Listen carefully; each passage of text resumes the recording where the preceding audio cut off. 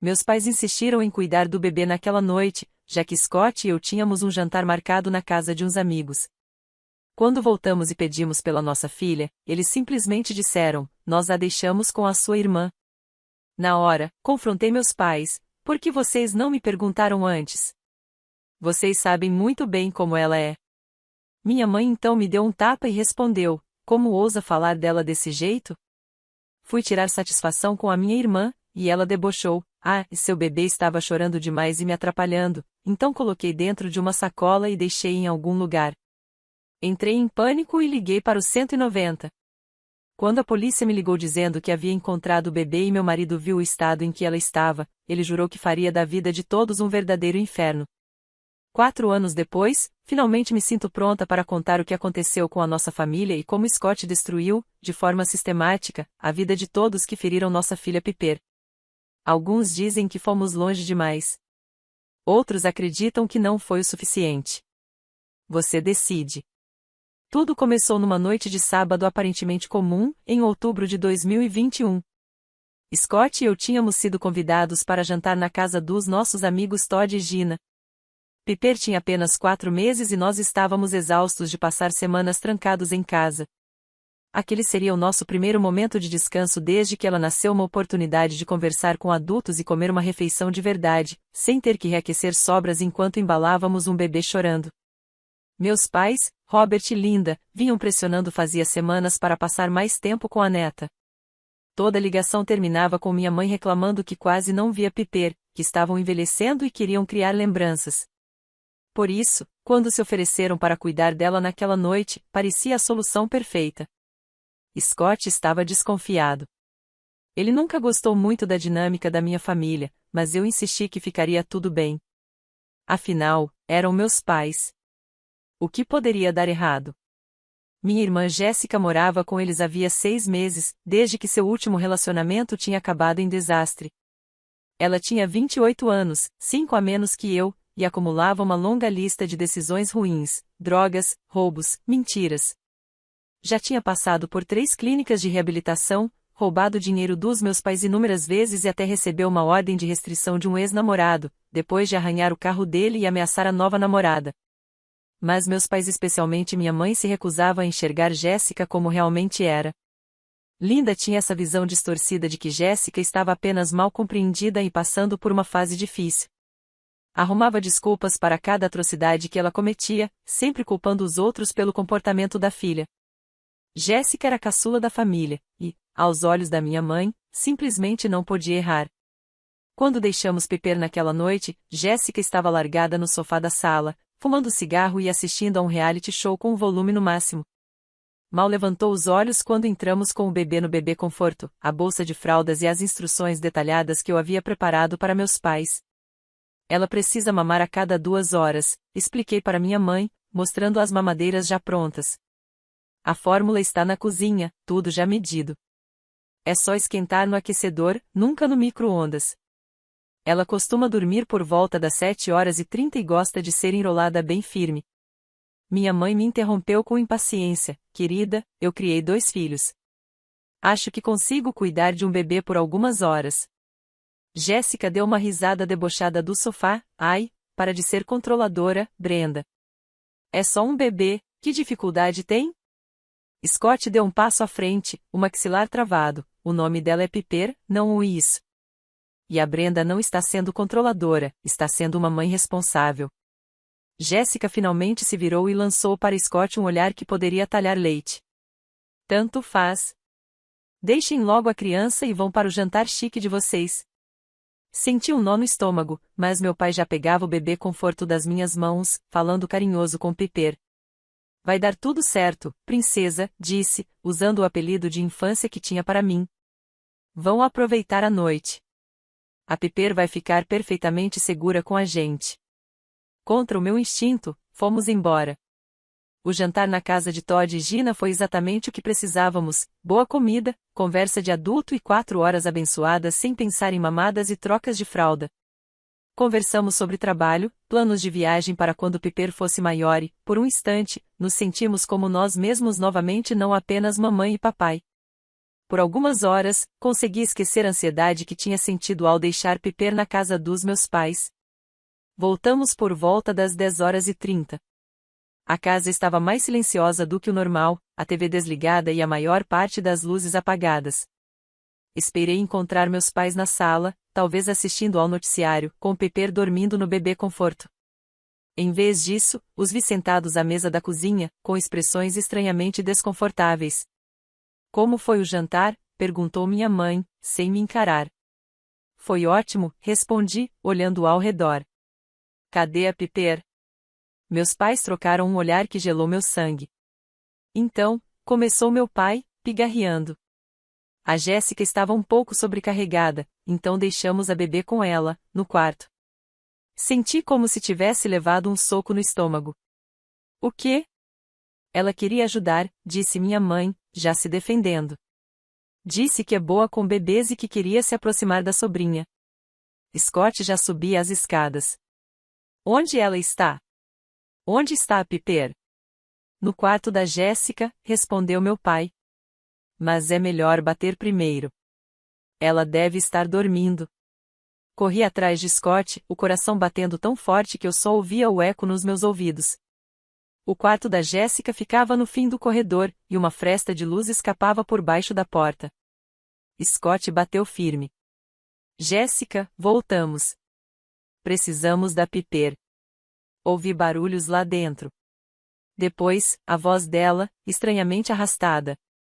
Só um minuto. Mais movimentos, e então a porta se abriu. Jéssica estava com roupas amarrotadas, o cabelo desgrenhado, pupilas dilatadas.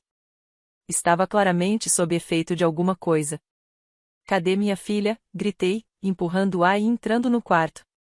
A cena era um caos, roupas espalhadas, garrafas de cerveja vazias, cinzeiros transbordando de bitucas. A janela estava escancarada, deixando o vento gelado de outubro entrar. Mas não havia Piper.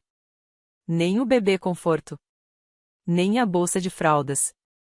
Jéssica, a voz de Scott saiu calma e mortal. Onde está a Piper? Jéssica deu de ombros, cambaleando levemente, e respondeu com frieza. Ela estava chorando demais, me deu dor de cabeça. Eu resolvi o problema. O que você quer dizer com resolveu? Eu já estava gritando, sem me importar com quem pudesse ouvir. Relaxa, Brenda. Nossa, como você é dramática. Jéssica se jogou na cama desarrumada. Ela estava fazendo muito barulho e me incomodando. Então coloquei ela dentro de uma sacola e deixei em algum lugar seguro. Ela está bem. O mundo parou. Eu não conseguia respirar. Não conseguia pensar. Scott agarrou os ombros de Jéssica e a sacudiu com força, onde, rugiu. Onde você a deixou? Jéssica riu. Sim, riu. Não sei. Em algum lugar lá fora. Ela chorava demais, eu só queria silêncio. Eu já corria a escada abaixo, com Scott logo atrás. Meus pais estavam na porta da cozinha, confusos com a gritaria. O que está acontecendo? Perguntou minha mãe. Jéssica colocou a Piper lá fora, consegui dizer entre soluços. Ela disse que a enfiou numa sacola e deixou em algum lugar. O rosto da minha mãe empalideceu. Isso é impossível. A Jéssica nunca faria isso. Pergunta pra ela então, gritou Scott, já discando os 190. Mas, em vez de subir para confrontar Jéssica, minha mãe se virou contra mim. O rosto distorcido de ódio, e antes que eu pudesse reagir, ela me deu um tapa forte no rosto. Como você ousa falar dela desse jeito? Berrou. A Jéssica nunca machucaria um bebê. Você só quer fazê-la parecer ruim porque sempre teve inveja dela. Fiquei parada, com a bochecha ardendo, em estado de choque. Minha filha de 4 meses estava desaparecida, talvez morta e minha mãe estava defendendo Jéssica. 190, qual é a sua emergência? A voz da atendente ecoou pelo viva voz do celular de Scott. Minha filha de 4 meses desapareceu, disse Scott, com a voz trêmula. Minha cunhada afirma que colocou ela numa sacola e deixou em algum lugar lá fora.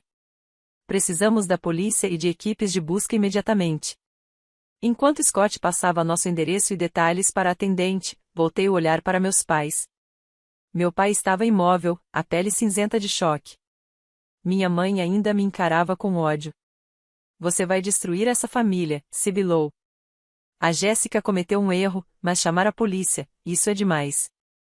Erro? Eu mal acreditava no que ouvia. Ela colocou minha bebê numa sacola e abandonou do lado de fora com 4 graus de temperatura. Isso não é um erro, é tentativa de assassinato. As horas seguintes foram as mais longas da minha vida. A polícia chegou em poucos minutos, seguida por equipes de busca e resgate. Interrogaram Jéssica, que já estava saindo da onda da droga e começava a perceber a gravidade do que tinha feito. Ela mudava a versão a cada minuto. Primeiro disse que tinha deixado Piper na porta dos fundos, depois perto do lixo, depois em algum lugar do bairro.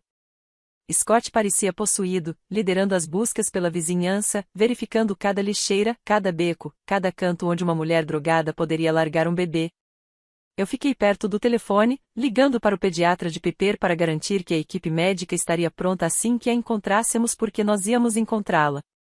A alternativa era impensável. Às 3h47 da manhã, o oficial Reynolds ligou com a notícia que me salvou a sanidade. Encontramos ela. Está viva. Hipotérmica e desidratada, mas viva. Estamos levando-a ao hospital infantil. Piper havia sido encontrada dentro de uma sacola plástica atrás de um posto de gasolina, a 6 quarteirões da casa dos meus pais.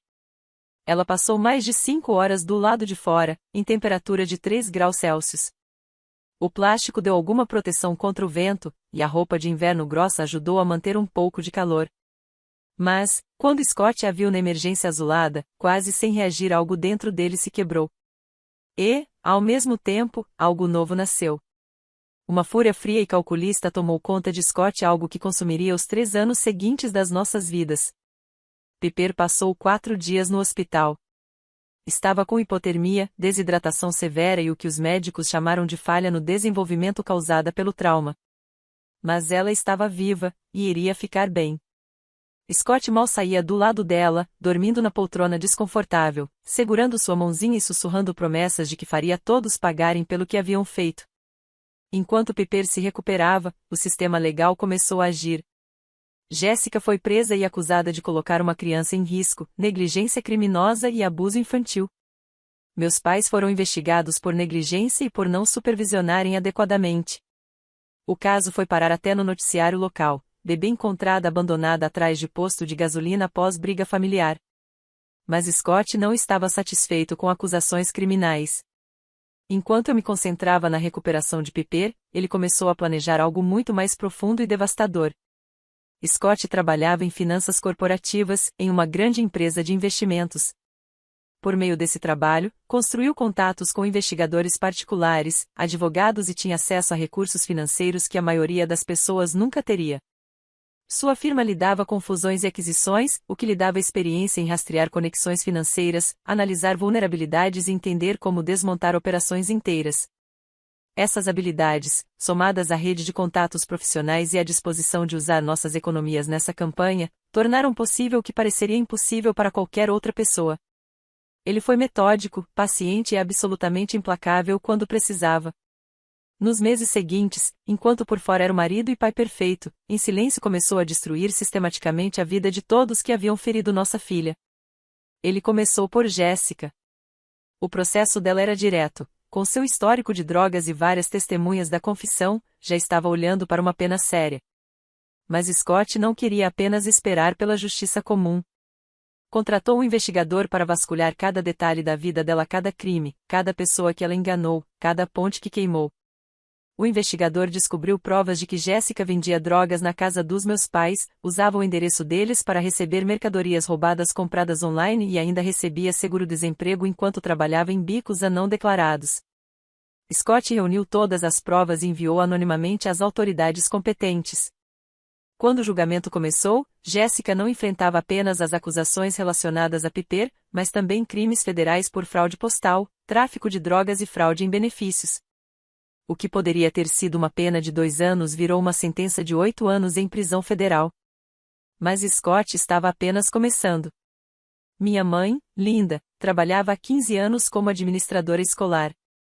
Tinha orgulho do cargo de vice-diretora em uma escola primária. Scott descobriu que ela usava sua posição para dar informações privilegiadas a Jessica: quais casas ficavam vazias durante eventos escolares, quais famílias tinham itens valiosos, quais mães solteiras poderiam ser alvos fáceis para os golpes da minha irmã. Ele passou meses juntando provas, entrevistando vítimas e montando um dossiê impecável. Quando apresentou tudo ao setor de corregedoria do distrito e ao Conselho Estadual de Educação, Linda foi demitida imediatamente e perdeu para sempre sua licença de ensino. Aos 58 anos, sua carreira chegava ao fim. Mas Scott não parou aí. Também descobriu que minha mãe declarava Jéssica como dependente no imposto de renda havia anos, mesmo quando ela morava sozinha e trabalhava. Scott denunciou à Receita Federal, que abriu uma auditoria completa nas finanças dos meus pais retroativa a 7 anos. O resultado: uma dívida de mais de $40.000 em impostos atrasados e multas. Meu pai, Robert, era gerente intermediário em uma empresa de manufatura local, perto da aposentadoria e animado com a ideia de uma pensão confortável. Scott descobriu que ele ajudava Jéssica permitindo que ela usasse o endereço da empresa em seus esquemas e, em algumas ocasiões, a deixava entrar no prédio depois do expediente para usar os computadores e a internet em atividades nada legais. Scott reuniu as provas e entregou tudo à empresa. Embora Robert não tivesse participado diretamente de crimes, havia violado regras graves ao permitir acesso não autorizado às instalações. Robert foi demitido 6 meses antes de ter direito à aposentadoria integral, perdendo mais de $100.000 em benefícios de pensão. Scott também fez questão de garantir que todas as pessoas do círculo social dos meus pais soubessem exatamente o que havia acontecido naquela noite. Ele comparecia a cada reunião comunitária, cada missa, cada encontro de vizinhança onde meus pais estivessem presentes. Não fazia escândalos, não levantava a voz. Apenas dizia a verdade. Levava consigo fotos da Piper no hospital e, com calma, explicava o que Jéssica tinha feito e como meus pais haviam permitido. De respeitados membros da comunidade, meus pais passaram a ser vistos como párias. Amigos pararam de ligar. Vizinhos os evitavam. Foram afastados dos cargos voluntários na igreja. O mundo social que levaram décadas para construir desmoronou por completo. Mas a obra-prima da vingança de Scott foi o que ele fez com a casa deles. Meus pais haviam comprado a casa em 1987 e pagavam a hipoteca fielmente havia mais de 30 anos. Faltavam apenas 3 anos para quitá-la quando tudo ruiu. Scott descobriu que, ao longo dos anos, eles haviam refinanciado o imóvel várias vezes para socorrer Jéssica de seus problemas financeiros.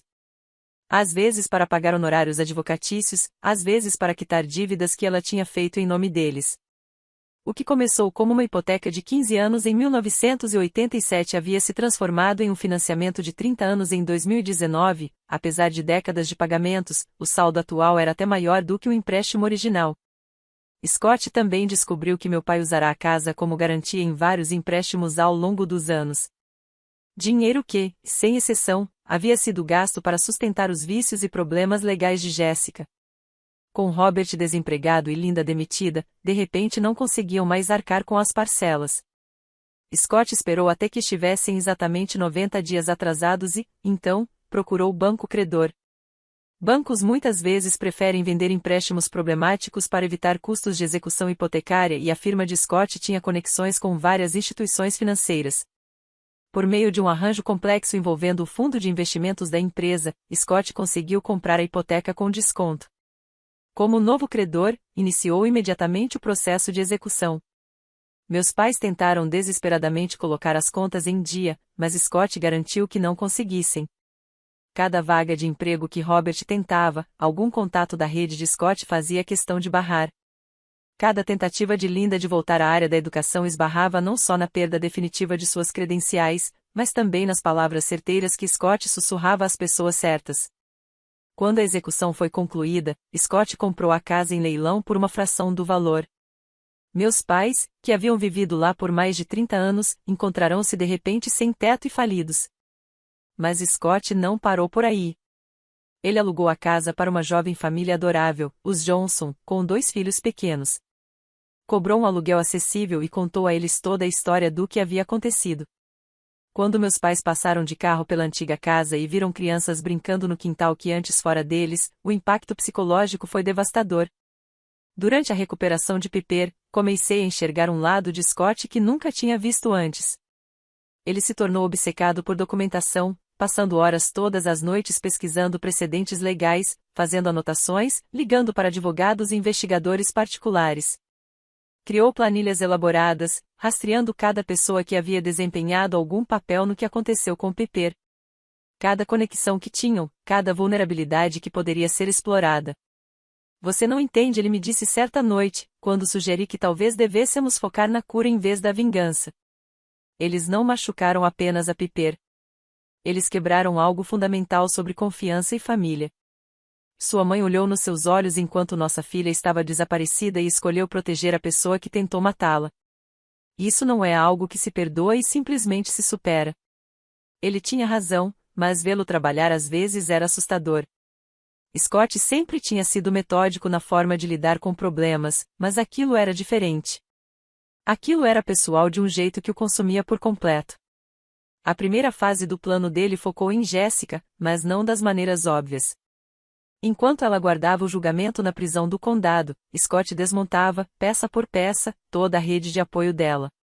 Contatou cada proprietário de imóvel que ela havia enganado, cada empregador de quem tinha roubado, cada amigo que havia traído.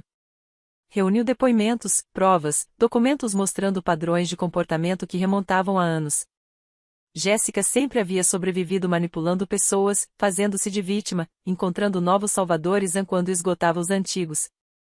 Scott garantiu que todos aqueles a quem ela pudesse recorrer soubessem exatamente do que ela era capaz.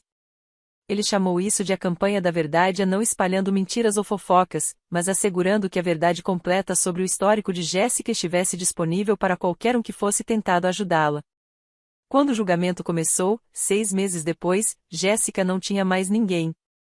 Nenhuma testemunha de caráter, nenhum parente disposto a falar em sua defesa. Os advogados haviam aconselhado meus pais a se distanciarem dela. Nenhum amigo restava sem já ter sido alertado sobre seu passado. Ela sentou-se sozinha à mesa da ré, com apenas uma defensora pública sobrecarregada ao seu lado. Mas a obra-prima de Scott nesse período foi o que ele fez com as redes sociais e a internet. Jessica sempre havia sido ativa online, se gabando do estilo de vida, postando fotos de itens caros que não podia pagar, construindo uma fachada de sucesso e felicidade. Scott contratou um especialista em tecnologia para arquivar cada postagem, cada foto, cada comentário que Jessica já tinha feito. Depois, criou sites que pareciam ser de fãs, páginas que fingiam admirar seu estilo de vida autêntico e suas escolhas corajosas. Esses sites reuniam cada coisa incriminadora que ela mesma havia publicado, fotos com drogas, relatos de golpes que aplicara, comentários cruéis sobre familiares. O truque genial era que esses sites apareciam primeiro em qualquer busca pelo nome de Jessica. Assim, qualquer empregador, proprietário de imóvel ou parceiro romântico em potencial encontrava imediatamente um dossiê completo de seus piores momentos apresentados como se fossem motivo de orgulho. Scott tinha tornado Jessica praticamente impossibilitada de conseguir emprego ou aluguel pelo resto da vida, tudo mantendo a plausível negação, afinal, ele só estava celebrando um lado autêntico dela. Enquanto isso, a investigação sobre o papel dos meus pais se expandia além de qualquer coisa que imaginávamos. Descobriu-se que a operação de tráfico de Jessica era muito mais extensa do que se pensava. Ela usava o endereço deles não apenas para receber mercadorias roubadas, mas como um centro de distribuição de drogas para uma rede de usuários e vendedores em todo o condado. A polícia encontrou evidências de que Jessica armazenava drogas na garagem dos meus pais, usava a internet deles para coordenar vendas e até organizava festas onde drogas eram consumidas e vendidas. Meus pais alegaram não saber de nada, mas a investigação de Scott mostrou o contrário. Ele entrevistou vizinhos que lembravam de carros estranhos chegando e saindo da casa deles a qualquer hora do dia e da noite. Encontrou registros financeiros provando que meus pais pagavam o plano de celular de Jessica, o mesmo telefone usado para coordenar as vendas de drogas. E, o mais comprometedor, conseguiu imagens de câmeras de segurança de um comércio próximo mostrando Jessica e traficantes conhecidos transportando caixas da garagem dos meus pais para vários carros ao longo de meses. Scott apresentou tudo isso ao promotor distrital, não como um cunhado buscando vingança, mas como um cidadão preocupado em que tinha acesso a informações relevantes para o caso. O promotor ficou impressionado com a profundidade da investigação e decidiu apresentar acusações adicionais contra Jessica por chefiar uma rede de distribuição de drogas. Mais importante ainda, para o plano maior de Scott, as provas apontavam fortemente que meus pais precisavam ter sabido o que acontecia em sua própria casa. Mesmo que não pudessem ser acusados criminalmente, a responsabilidade civil era gigantesca. Scott financiou discretamente várias ações judiciais movidas por pessoas que haviam sido prejudicadas pelas drogas ligadas à operação de Jessica e meus pais. Os processos eram totalmente legais e bem documentados. Um adolescente que havia sofrido uma overdose de fentanil comprado com Jessica processou meus pais por fornecerem o local onde as drogas eram armazenadas e vendidas. Uma família cuja casa foi assaltada por um dos amigos viciados de Jessica entrou com uma ação alegando que meus pais criaram a rede criminosa que afetava seu bairro. Cada processo, individualmente, era pequeno, mas Scott garantiu que fossem dezenas. A seguradora da casa de meus pais tentou inicialmente contestar as acusações, mas Scott havia reunido provas tão contundentes do conhecimento e envolvimento deles que a companhia acabou resolvendo a maioria dos casos por acordo e logo depois cancelou totalmente a cobertura. De repente, meus pais estavam diante de centenas de milhares de dólares em sentenças judiciais, sem proteção de seguro e sem possibilidade de contratar outra apólice. Foi nesse momento que o conhecimento financeiro de Scott se tornou crucial. Ele sabia exatamente como empurrar alguém para a falência sem que isso pudesse ser ligado a ele. Conhecia os credores certos para pressionar, os bens certos para atacar e como cronometrar cada movimento para causar o máximo impacto. A guerra psicológica era tão devastadora quanto os ataques financeiros. Scott havia observado meus pais de perto durante todos os anos do nosso casamento e sabia exatamente o que mais importava para cada um deles. Meu pai se orgulhava de ser visto como um pilar da comunidade. Havia servido no conselho municipal, trabalhado como voluntário em várias instituições de caridade locais, era conhecido como alguém em quem se podia confiar. Minha mãe prezava sua reputação de avó dedicada e de mulher de família exemplar. Scott destruiu ambas as identidades de forma meticulosa. Ele começou indo a todas as reuniões do conselho municipal onde meu pai, Robert, estivesse presente, sempre sentado na primeira fila para garantir que ele o visse. Nunca disse uma palavra nem causou confusão, mas sua presença constante era um lembrete vivo do que Robert havia permitido que acontecesse com sua neta. Logo, outros membros do conselho começaram a questionar sua capacidade de julgamento e se alguém que não conseguiu proteger um bebê em sua própria casa deveria estar tomando decisões pela comunidade. Scott também fez questão de enviar informações detalhadas sobre a operação de drogas que funcionava na casa dos meus pais a cada instituição de caridade em que Robert atuava como voluntário. Mesmo que ele não tivesse sido formalmente acusado, o risco de responsabilidade era alto demais para as organizações sem fins lucrativos. Uma a uma, todas pediram educadamente para que ele deixasse suas funções. Com minha mãe, Linda, a abordagem de Scott foi mais sutil, mas igualmente eficaz. Ela sempre se orgulhou do papel de matriarca, de ser quem mantinha a família unida e organizava os encontros. Scott tratou de tornar esses encontros impossíveis. Ele entrou em contato com todos os parentes tias, tios, primos e lhes entregou documentação completa do que havia acontecido naquela noite. Sem acusações raivosas, sem exigir que escolhessem lados, apenas fatos. O que Jessica havia feito, como meus pais haviam reagido, quais foram as consequências para Piper. A reação foi imediata e devastadora para minha mãe. Familiares que a haviam como exemplo de responsabilidade e correção ficaram horrorizados com o que descobriram. Os convites para eventos em família pararam. As reuniões de fim de ano passaram a acontecer na casa de outros parentes, sem explicações. As ligações ficaram sem resposta. Linda tentou desesperadamente reconstruir esses laços, mas Scott havia sido meticuloso em sua documentação. Todos os parentes tinham cópias dos boletins de ocorrência, prontuários do hospital e transcrições da confissão de Jessica. Haviam visto as fotos de Piper no hospital. Sabiam que Linda tinha me esbofeteado quando minha filha estava desaparecida e que defendeu Jessica mesmo após saber do que ela tinha feito. A família que Scott havia observado de fora por tantos anos, com todas as suas regras não ditas e dinâmicas internas, desmoronou completamente sob o peso da verdade sobre quem realmente eram quando postos à prova. Mas talvez o aspecto mais devastador da campanha de Scott tenha sido a forma como ele conduziu a resposta da comunidade. Nossa cidade não era grande, e a notícia sobre o que aconteceu com Piper se espalhou rápido. Scott garantiu que se espalhasse com precisão e de forma completa. Ele começou a falar em reuniões comunitárias sobre segurança infantil, sempre contando a história de Piper como exemplo de como tudo pode dar errado rapidamente quando os adultos falham em suas responsabilidades. Não precisava citar meus pais pelo nome. Todos sabiam de quem ele falava. Scott se juntou à Associação de Pais e Mestres da escola primária onde minha mãe havia trabalhado, defendendo políticas mais rigorosas de verificação de antecedentes para qualquer pessoa que lidasse com crianças. A mensagem era clara: aquelas pessoas tinham sido confiadas com o bem mais precioso do mundo e falharam de forma catastrófica. Poderia a comunidade confiar neles para qualquer outra coisa? A resposta era, consistentemente, não. A investigação de Scott também revelou algo que adicionou outra camada ao seu plano de vingança. Jéssica vinha roubando de meus pais muito antes e de maneiras muito mais graves do que qualquer um tinha percebido. Ela falsificava a assinatura do meu pai em cheques, usava os cartões de crédito da minha mãe para compras online e até contraiu empréstimos em nome deles. Scott reuniu todas as provas e as apresentou a seguradoras, bancos e credores. De repente, meus pais não eram apenas vítimas do tráfico de drogas da filha, agora estavam potencialmente envolvidos em fraude financeira que durava anos. Os bancos exigiram pagamento imediato dos empréstimos fraudulentos. As operadoras de cartão cancelaram suas contas e pediram o saldo integral. As seguradoras abriram investigações para saber se meus pais tinham conhecimento das atividades de Jéssica ao registrarem pedidos anteriores. Eles se viram presos em uma teia de obrigações financeiras que não podiam cumprir, com o crédito destruído e sem como conseguir novos empréstimos. Cada tentativa de refinanciar a hipoteca ou consolidar dívidas foi rejeitada por causa das investigações de fraude que cercavam suas finanças.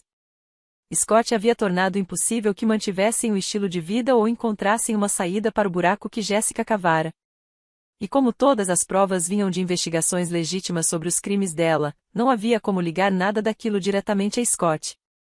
O sistema de justiça criminal tinha seu próprio ritmo. O julgamento de Jéssica virou um espetáculo midiático e Scott fez questão de que a imprensa local cobrisse cada detalhe do que ela fizera com Piper. Ele forneceu fotos do hospital, registros médicos e até uma declaração de impacto como vítima, que deixou o tribunal em lágrimas. Jéssica foi condenada a 8 anos em prisão federal. Mas nem isso foi o fim de sua punição. Scott garantiu que fosse transferida para uma unidade onde várias detentas eram mães que haviam perdido a guarda de seus filhos. Ele não provocou diretamente o que aconteceu com Jéssica na prisão, mas não demonstrou remorso quando ela acabou passando boa parte da pena em proteção após múltiplos incidentes com outras presas. 2 anos depois daquela noite horrível, meus pais moravam em um apartamento de um quarto do outro lado da cidade, ambos em empregos de salário mínimo e enfrentando anos de ruína financeira. Haviam perdido a casa, as carreiras, o prestígio social e todas as economias da aposentadoria. Estavam na faixa dos 50 anos, começando do zero, sem nada. Minha mãe tentou me procurar várias vezes, querendo resolver as coisas e deixar para trás aquela situação desagradável. Mas nunca pediu desculpas por ter me esbofeteado ou por ter defendido Jéssica. Nunca reconheceu que sua negligência quase custou a vida de Piper. Em vez disso, culpava Scott por exagerar e destruir a família por causa de um único erro. Eu não respondia às ligações nem às cartas. Não havia mais nada a ser dito. A vingança de Scott foi meticulosa, legal e absolutamente devastadora. Ele nunca quebrou uma única lei nem fez nada que pudesse ser ligado diretamente a ele. Apenas usou seus recursos, conexões e conhecimento para garantir que todos os que haviam machucado nossa filha enfrentassem as consequências apropriadas. Algumas pessoas me perguntam se acho que Scott foi longe demais, se não deveríamos ter deixado apenas a justiça criminal lidar com tudo e tentado perdoar. A essas pessoas, eu mostro as fotos daquela noite no hospital. Piper, com apenas 4 meses, arroxeada pelo frio, ligada às máquinas que a mantinham viva. Conto sobre os meses de terapia que ela precisou, os terrores noturnos que duraram até seus 3 anos de idade. Às vezes, Piper ainda se assusta quando ouve um barulho repentino e alto. Quando alguém me pergunta se Scott foi longe demais, eu respondo com outra pergunta: o que você teria feito? Jéssica pegou 8 anos de prisão pelo que fez com Piper. Meus pais perderam a casa, as carreiras e o prestígio social por terem acobertado a filha e falhado em proteger a própria neta. Scott garantiu que todos os responsáveis pelo sofrimento de Piper enfrentassem consequências reais. Foi vingança? Sem dúvida. Foi justiça? Eu acredito que sim. Hoje Piper tem 4 anos, é uma menina alegre, esperta, apaixonada por ginástica e leitura. Ela não guarda nenhuma lembrança daquela noite terrível, e nós cuidamos para que cresça cercada de amor e proteção. Ela sabe que tem avós e uma tia, mas também sabe que eles fizeram escolhas que a machucaram quando era apenas um bebê e por isso não fazem parte da nossa vida. Scott e eu continuamos casados, mais fortes do que nunca depois de algo que destruiria muitos casais. Agora temos mais um filho, Félix, que tem 18 meses.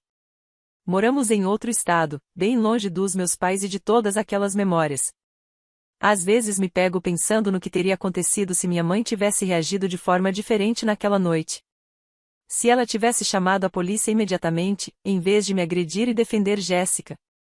Se tivesse demonstrado arrependimento, em vez de tentar minimizar a situação.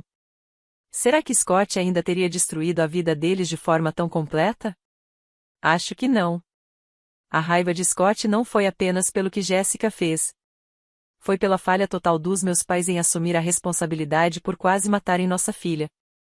Foi pelo tapa que recebi da minha mãe enquanto nossa bebê estava desaparecida, possivelmente morta.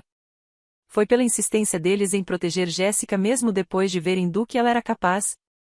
Eles tiveram várias oportunidades de fazer o certo e escolheram não fazer. Quanto a Jéssica, ela foi solta há 8 meses, depois de cumprir 5 anos e meio da pena.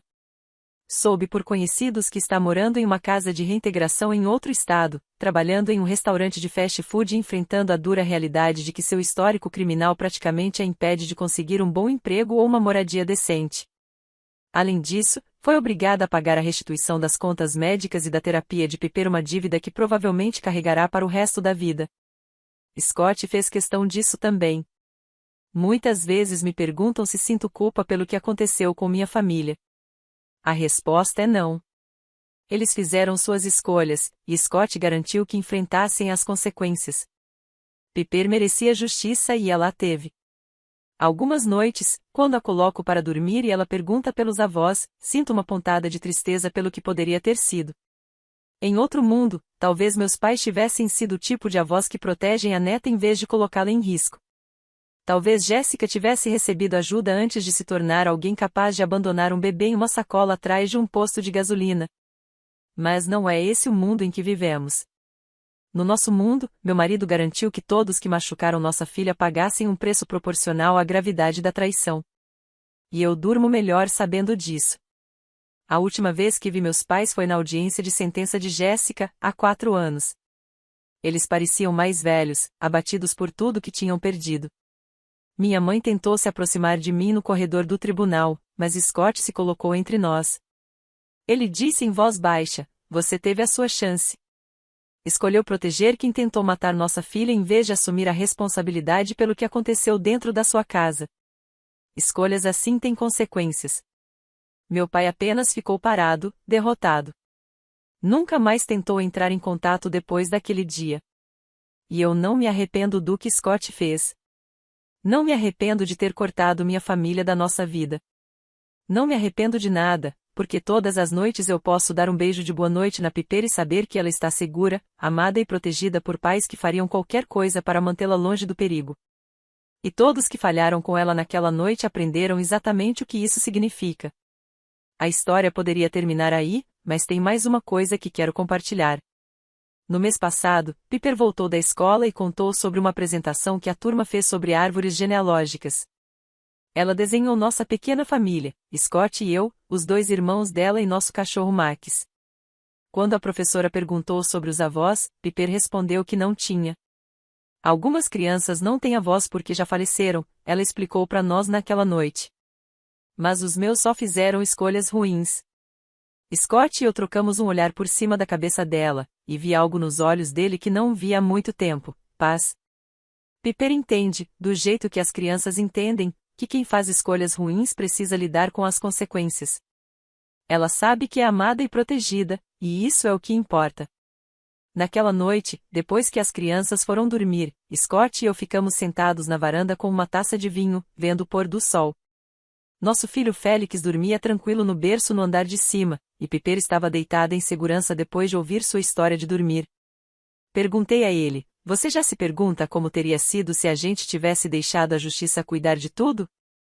Scott ficou em silêncio por um longo tempo. Então respondeu: eu penso na Piper naquele quarto de hospital todos os dias. Penso em como ela estava fria, imóvel. Penso na sua mãe te dando um tapa enquanto nossa filha estava desaparecida. E sei que faria tudo de novo exatamente da mesma forma. Ele estendeu a mão e segurou a minha. Eles não machucaram só a Piper naquela noite. Quebraram algo na nossa família que nunca mais vai poder ser consertado. Mas talvez tudo bem.